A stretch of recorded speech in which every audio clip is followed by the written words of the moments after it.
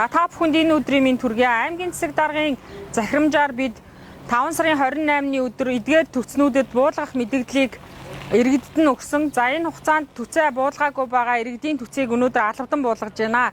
За албадан буулгуулж байгаа энэ төцний эзэд Мөрөн сумын засаг даргын хамгаалын газрын ган чимэг мэрэгчлэнтэй уулзаж төцөө аван за мөн энд гарч байгаа зардлыг тухайн иргэдээс нөхөн төлөөлөх байгаа.